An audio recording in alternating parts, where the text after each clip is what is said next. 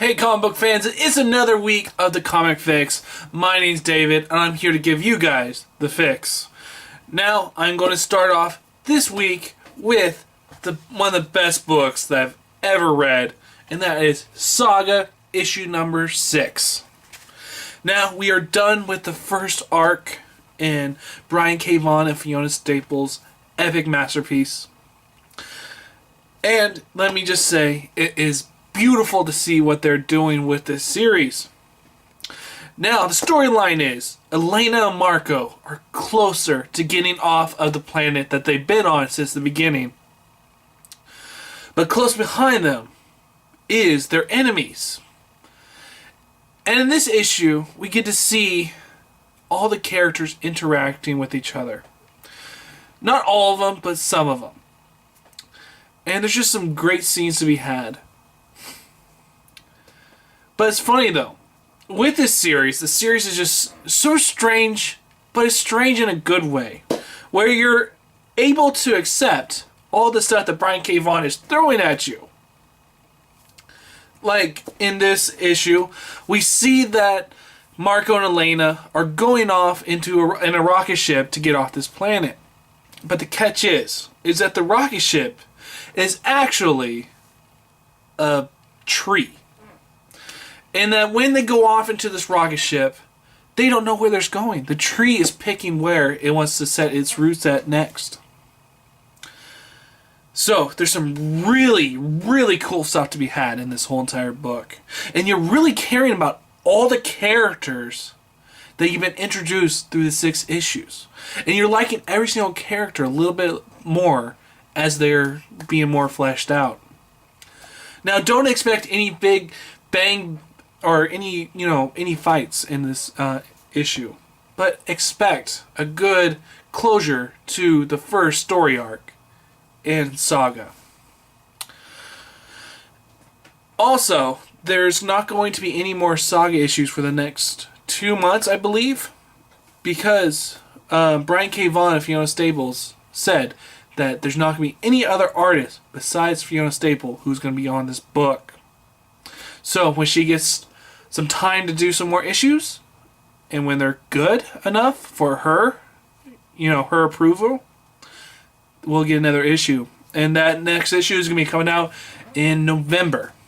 So we got a couple of months where we're not going to get any more Saga. But there's one good thing about that. We get the first volume of Saga. And get this. It is only $10. There's no reason for you to skip out on this volume. I mean, $10 is just so easy to pay for. And they're just giving this epic masterpiece away. They say, hey, we want you to buy it. And I would suggest everyone go out in the store and buy this series. Don't start with this issue. Because with this issue, it's the closure of the first arc. And what I would recommend for new readers is to wait for the volume to come out and buy it for $10. There's just some great things to be had about this whole entire series. And I'm really glad to see the first arc finish off. And finish off on a point where you know that this is going to be an epic masterpiece. So I'm going to give Saga issue number 6 a 5 out of 5. Just a really cool book. And it's a book that everyone can enjoy. Except for the little kids, because the little kids, they will see some very graphic nudity in this, not in this issue, but in the series, that they would be, I would say this more for the adults than the children. And it's a funny thing though, in here we get this little couple pages of Brian K. Vaughan talking about the book, and he said that Fiona Staples and him had the idea that if this book series never took off, that they would have them ending the whole entire series on chapter 6 with them going into that rocket ship and getting blown up right then and there, and that would be the end of the series. But the series has taken off and it's becoming something special, and they're going to keep on going, and I'm so glad of it. Next up is Revival. It's a really cool book that has a cool little twist on the whole zombie thing. The dead are coming back to life, but not in a zombie way. We get to see them coming back to life and being normal, or being what they were before they died. So if a person had dementia and then died, they'll come back with that dementia. Or if a young person got killed, they would come back just like they were before. So we start out this issue with Officer Cypress finding out that her sister is one of the revivals, one of the people that have come back from the dead. Slowly through this issue, you find that there's more to her sister than meets the eye. And that's where the creepiness just comes right in. Where this issue gives you the plot and just builds on it and builds on it.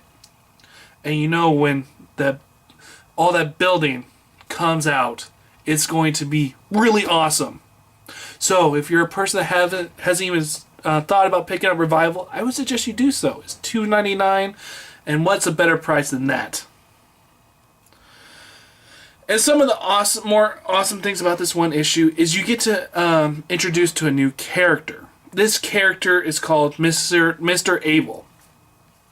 And Mr. Abel, he has this personality that I would say just like John Constantine, in which that is really cool.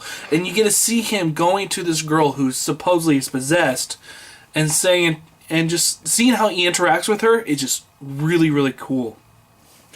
And then the art in here is just really creepy, and you're just wanting more and more and more. I mean, Image has got this whole idea right about comics, and I'm just loving just looking at all the beautiful pages and just all the great storytelling that's coming out of Image. And hopefully we'll get more books like this. I mean, this book is just so cool and just makes me want more. And if you did think to listen to me about how good this series is, they got a whole page full of people telling how good the series is. So with this issue of Revival, I'm going to give it a 4.5 out of 5. Really cool issue. And I would suggest everyone pick this up. If you didn't pick up the first issue, you could pick up this issue and know what's going on pretty quickly and just enjoy the ride. Alright, now that I'm done with my Image books that I had this week, I'm going to go on to my Marvel side. And I don't have the book to show you, but it is the Amazing Spider-Man issue. I don't remember what issue it is, but it's the new one. And thank you to the Minutia Minute for giving me this book, because I did win that contest for the Amazing Spider-Man for one whole year. So in this one, we get the conclusion of No Turning Back. In this arc by Dan Slott, we get to see the Lizard turn back into Connor, and we get to see how what we supposedly think is the Lizard still in his brain, even though Connor cannot turn into the Lizard. And this epic storyline, well, I'm going to call it epic, but this conclusion of the storyline is a big old fight between the Lizard, and you get to see the Lizard turn into his new form, or, higher form, or most evolved form. And when you're looking at it, you're just like, wow, this looks really alien. Not like the alien creature, but in the movies, but just a alien type of looking being, not like the Lizard that we usually get to see. So there's a big fight with them, and that's really about the whole entire issue. But the great part about this issue, I thought, was that we get the setup for Dan Slott's next arc, and that next arc sounds epic, and I cannot wait to see how he gets his epic arc finished in issue 700, I believe. So, with Amazing Spider-Man issue number, I don't know what it is, I'm going to give it a 3 out of 5. I mean, the art in there was okay. There was nothing really spectacular about it. This whole entire arc has been a little lacking. It felt too much tied into the movies. So I went into it and I was like, okay, I've seen this plot before. But little, tinkering here and there to make it not feel like that plot 100% of the time. But it was just another pretty good issue, so I give it a 3 out of 5. next up is Daredevil, issue number 17. I have loved this series. I've read it since issue number 12 or 11. And I've really been enjoying this series. And to get 2 issues of Daredevil this month, it's really cool.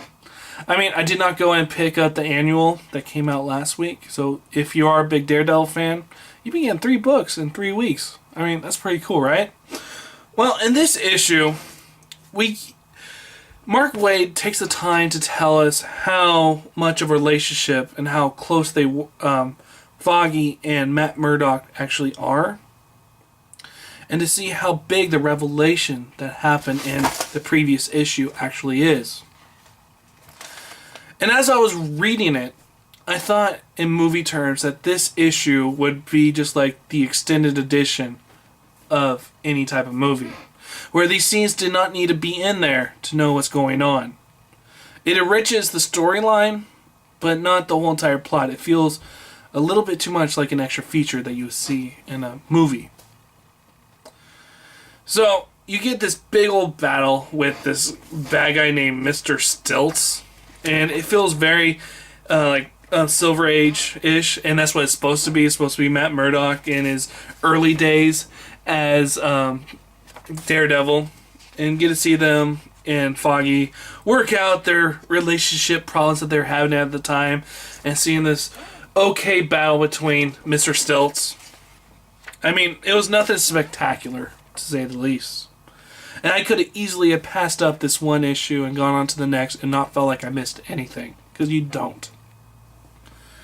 But there is one really cool part at the end, which I'm not going to ruin, that it's really a heartfelt moment, which I don't know if this scene was in the, Silver Age, but which is a really cool scene to see. But it makes me wish that, I didn't really pick this one up, because I didn't have to. And I wasn't enjoying the action scenes. I did enjoy the little ending, but all in all, this issue, I just really did not enjoy. And so with that, I'm going to give Daredevil, issue number 17, a 2.5 out of 5. It's an issue that you can easily pass up. And if you're a new reader, this is not the perfect point to jump in. I would say that last issue would be a good point to jump in, but this issue, not so much. It's an easy one that you just pass up and not think anything about it. And finally, for this video, I have Agent of S.H.A.D.E, issue number 12. Now, I missed this book last week, so I went to my local comic book store and I picked it up. And it was a pretty freaking cool book. So, Frankenstein has been put on this mission to find a mole in S.H.A.D.E. As he gets closer to finishing his mission, everything starts to unravel. He finds himself in this Leviathan, I think that's what you call it. And it's this place that all the agents of S.H.A.D.E go to when they retire. And so all their secrets cannot be, known to the public. So all their agents go to this place. That's almost like a paradise. And, you got everything that you need there. But Frankenstein needs to get to the mole, and the only way he get there is by killing this beast that all the agents are in. So you get these epic scenes of him just slashing through and getting all these people together to work on his side. And the art in here is really, really cool. You can see in here that Leviathan just going to the graveyard to die because of what Frankenstein is doing. And it's just such gorgeous art. I mean, this whole entire series has been so much fun. Even though that Jeff Lemire left. He left a couple issues ago to go to Justice League Dark. And the new writer, Matt Kindt, had a little time, and it felt like he was trying to get his handle on Frankenstein. And I think in this issue, he's finally getting that handle on this series. And it's just some really fun things to be had. I love the art. And the storytelling is actually pretty good. And then the ending. Now, it's been a week out, and if you haven't thought about picking up, you're probably not going to pick it up. But the ending, you get to see all these people who are working for the Rot. And just so sick. Because I saw on the poster for Rot World, which is going to be Animal Man and Swamp Thing type of crossover, and you saw on there, hey, Frankenstein Agent of S.H.A.D E is tying in there. And you're like, huh, how is this tying all in? Well, in the last paragraph it says, Victor is Frankenstein's maker, is back, sir. Victor's back, and he's brought the rot with him. And I just love that. I was just like, holy shit. Is Frankenstein going to be working with the rot against Animal Man Swamp Thing? That is going to be so awesome and such a twist I did not expect. Because Frankenstein, he's all his pieces of him are from dead flesh. And it's just so awesome to think about it. And it just makes me more excited for Rot World to happen. And I'm so disappointed that we're going to be getting the 0 issues next month. Because Rot World sounds so awesome. And I have to wait 2 months to get it.